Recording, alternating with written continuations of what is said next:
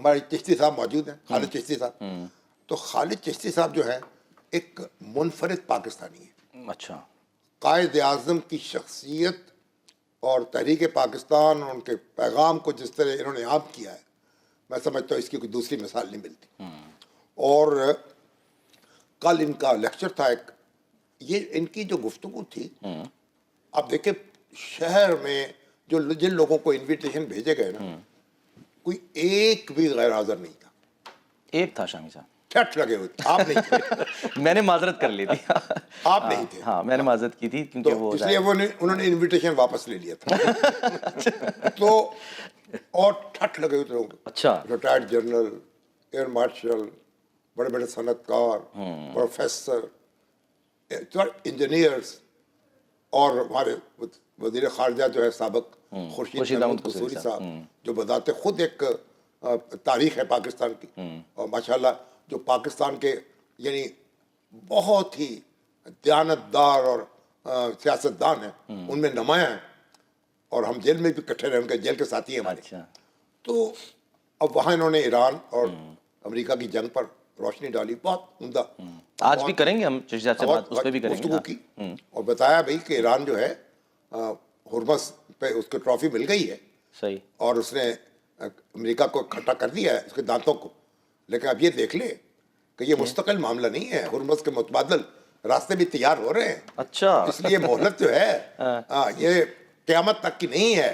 ہاں تو اس لیے ذرا فائدہ اٹھا لیں اس سے. اچھا. تو بہرحال اور اب چشتی صاحب یہ ہم آج کیونکہ ہم یوم آزادی کے حوالے سے گفتگو شروع کر رہے ہیں، اب مجھے بتائیں کہ قائد اعظم کو آپ کیسے یاد کریں گے؟ ان کا جو پیغام ہے آج ہماری قوم کے نام، وہ کیا ہوگا؟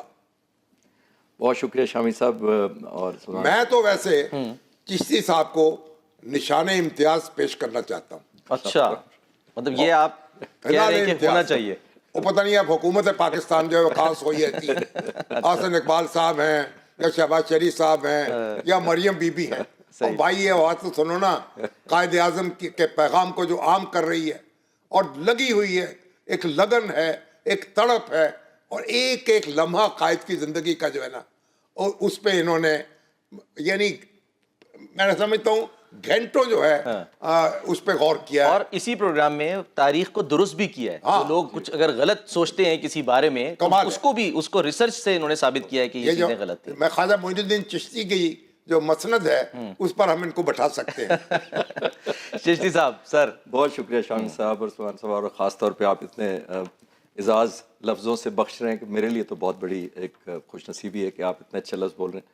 اور میں ایک ہمبل سائڈ مائرر ہوں جی، اور پاکستان کا قائد اعظم کے اس کارنامے کا بہت بڑا بینیفیشری ہوں. بینیفیشری یہ ہوں، سب ہے بینیفیشری میں اس لیے ہوں کہ میں ایئر فورس میں گیا، فائٹر پائلٹ بنا، ایئر کموڈور بنا، ستارہ امتیاز، ستارہ بصالت حکومت پاکستان نے مجھے دیا. تو میرا نہیں خیال اگر قائد اعظم آزادی ہمیں نہ لے کر دیتے تو میں زندگی میں اتنی ایک جو آنر میرے پاس ہے، تو اللہ تعالیٰ کے بعد جس کو کہتے ہیں نا آئی او اٹ ٹو قائد اعظم. آزادی تو دلوائی انہوں نے، جو ہماری آزادی بچا کے رکھی ہوئی ہے، جو یعنی جاگتے ہیں تو ہم سوتے ہیں جی، تو وہ تو افواج پاکستان وہ الحمدللہ جن کا حصہ رہے وہ رہے ہیں. تو اس کا الحمدللہ جی میرے لیے بڑا یہ ہے کہ میں قرض پے بیک کر رہا ہوں بنیادی طور پر جو مجھ پہ ہے اس ملک کا اور قائد اعظم کا. نمبر 1. جہاں تک آپ کہہ رہے ہیں کہ قائد اعظم کا کیا میسج دینا چاہیں گے، دیکھیے ان کے لیے تو اگر آپ مجھے تو جتنا میں پڑھتا ہوں تو مجھے لگتا ہے کہ یہ جو 22-23 سال کیا تھا تو یہ مجھے آج تک کیوں نہیں، مجھے شرمندگی ہونا شروع ہو جاتی ہے جب میں ایک نئی کتاب پڑھتا ہوں، نئی ریسرچ کرتا ہوں. وہ آپ کو ایک دفعہ پہلے بھی ذکر کیا تھا، وہ ہم نے امریکہ میں لائبریری پچھلے سال کھولی، انشاءاللہ اس سال ایک کتاب بھی میرا چھاپنے کا پلان ہے. اس کا ٹائٹل یہی ہے جو آپ فرما رہے ہیں، the untold and unseen of mister Jinnah. وہ کافی ٹیبل بک ہوگی انشاءاللہ تعالیٰ. اور اس میں قائد اعظم کی وہ سٹوری جو بالکل آپ ٹھیک کہہ رہے ہیں نئی نسل تک پہنچی نہیں یا مصلحت کے تحت پہنچنے نہیں دی گئی. ہمارے مسئلے یہ بھی رہے ہیں کہ بعض جو حقائق ہیں وہ نئی نسل تک اس طرح نہیں پہنچائے گئے. کیوں؟ اس لیے نہیں کہ اس میں کوئی غلط تھا، اس لیے کہ ان سٹینڈرڈ کو شامی صاحب ایگری کریں گے کہ ان کو میچ کرنا بڑا مشکل ہے. دیکھیں جس کی پوری زندگی ایک پیسہ ایسا نہیں ہے جو یعنی وہ نہ کیا گیا ہو، ریکارڈ پہ نہ ہو. ایک پائی اس کی یعنی کمائی میں ایک پیسہ ایسا نہیں ہے جسے آپ کہیں کہ بلیک منی ہے. یہ اسٹینڈرڈ تو انہوں نے سیٹ کر دی ہے. ہر پیسہ جو ہے سفید गोरा चिट्टा इनकी तरह का। लेकिन शामिर साहब फिर उस पर आज के दौर में जब हमारे पास स्टैंडर्ड मौजूद है, मयार मौजूद है जो उन्होंने सेट कर दिया, उस पर अमल फिर क्यों नहीं किया गया? वो तो ना, वो तो बात आज के पॉलिटिशियन से आप लोग मवाजना करें ना कि एक एक पाई का हिसाब है, कहाँ से कमाया है, कहाँ खर्च किया है। तो पहली बात तो ये, और एक लफ्ज ऐसा नहीं है जिसे आप कहें कि ये झूठ है। ये भाई आप ड्राइंग रूम में तो और बात कर रहे थे, मोची दरवाजे में दूसरी बात कर रहे थे जी। जो बात बंद कमरे में की वही बात तो सर फिर इसका मतलब है लीडर के लिए जरूरी हो गया ना कि उसकी शख्सियत इंपॉर्टेंट है, उसके अफकार, उसकी गुफ्तगू, उसके ख्यालात, सच बोले और हलाल कमाए और हलाल खाए, और मुनाफिकत बुनियादी बात है। शामी साहब की बात को मैं एक किस्से से सपोर्ट कर देता। अच्छा, शामी साहब एक फिल्म एक्टर होते थे आज़ाद पुराने, वो कायदे के ड्राइवर रहे थे। आप हैरान होंगे, फाउंडर ऑफ पाकिस्तान के पास इतना टाइम है, वो कहते हैं मेरी गाड़ी का किलोमीटर नोट करते थे। अच्छा। कि इतना पेट्रोल डलवाया था, इतनी चलनी चाहिए थी। उस जमाने में अब फाउंडर ऑफ पाकिस्तान के पास इतना टाइम हो सकता है कि गाड़ी की किलोमीटर को मैच करे? मतलब इतनी ऑनेस्टी। और वो शख्स जो एक कुक को कहे, जो जिसको बुलाया गया था, आपके साथ मैंने एक दफ़ा डिस्कस किया था कि आखिरी दिनों में ज़ियारत में खाना पीना छोड़ दिया, पकाने के लिए खाए, उनको खिलाया गया, तो उनको पहली दफ़ा उन्होंने बड़े दिनों बाद खाना खाया और फिर बुलाया एडीसी को कि ये खाना किसने बताया। खाना पीना छोड़ चुके थे तकरीबन, और डॉक्टरों ने ये कहा था कि इनकी ज़िंदगी को कमज़ोरी से ज़्यादा ख़तरा है सेहत की निस्बत, जितने बीमार हैं वो। अच्छा। तो इनको खिलाएं क्योंकि दवाइयाँ असर नहीं कर रही। सही है। एक कुक को मदोट बुला लिया गया और बुला के उससे कहा कि बताना नहीं, बस चुपचाप खाना बनाओ। बनाया गया, बहन फातिमा जना खाना लेकर अंदर गई और जिद की कि एक निवाला ले लें, पूरा पेट भर के खा लिया खाना। फिर बर्तन उठाए गए तो एडीसी को अंदर बुलाया कि खाना किसने बनाया था।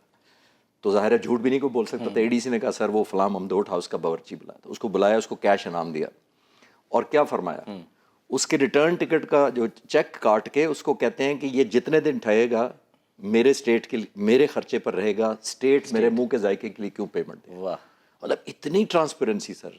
तो मतलब हम तो बोलते जाएंगे उसकी उनकी बातें, और मेरा ख्याल है कम पड़ जाएगा वक्त। सिगार आखिरी वक्त में, हाँ जी, कई दफ़ा मैं जिक्र किया, लेकिन ये नए नस्ल के बच्चों को आखिरी दिनों में निढाल थे और सिगार पीना नहीं छोड़ा था। एक दफ़ा सिगार की बिल के बारे में पूछा, एक दिन फ्रेश थे, एडीसी कहते हैं मुझे बुलाया गया सिगार का बिल लेकर आओ। उस दिन निढाल नहीं थे, थोड़े से बिल।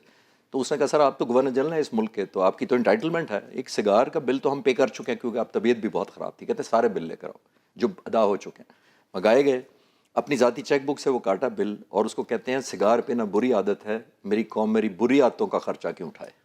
अब ये जो पाई पाई आप कह रहे थे कि एक सिगार, अब कायदे आज़म का कौल है, उन्होंने कुछ मेरे ख्याल उनका कोई बनियाने या अंडरवियर खरीदे गए। अच्छा, तो उन्होंने पूछा कितने के, इस तरह की बात थी। तो मगर बात क्या कही, जब तुम कोई चीज़ खरीदो तो अपने आप से पहले सवाल ये करो कि तुम्हें इसकी सख्त ज़रूरत है। अच्छा, कहोगे हाँ, फिर देखो क्या मुनासिब कीमत पर मिल रही है, फिर ये, और क्या तुम इसको अफोर्ड कर सकते हो।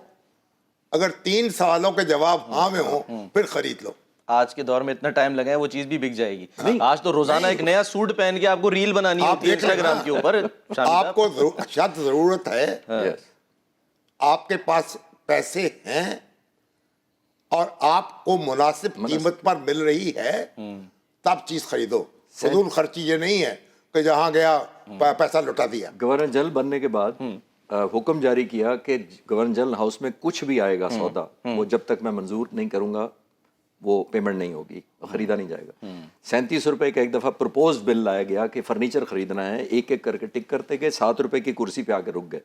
पूछा ये कुर्सी किसके लिए है, और स्टाफ ने बताया कि सर फातिमा जना के कमरे में कुर्सी नहीं है, तो ये कुर्सी, उसको क्रॉस आउट कर दिया और अंग्रेजी में कहा कि फाती अपने लिए चेयर खुद अफोर्ड कर सकती है, कौम इसका खर्चा क्यों उठाए। इतनी जब ट्रांसपेरेंसी हो तो फिर आपके दुश्मन तो कहेंगे ना कि सर तोहफे ताइफ तो उस जमाने में मिलते होंगे, तो वो तोशा खाना होता था क्या?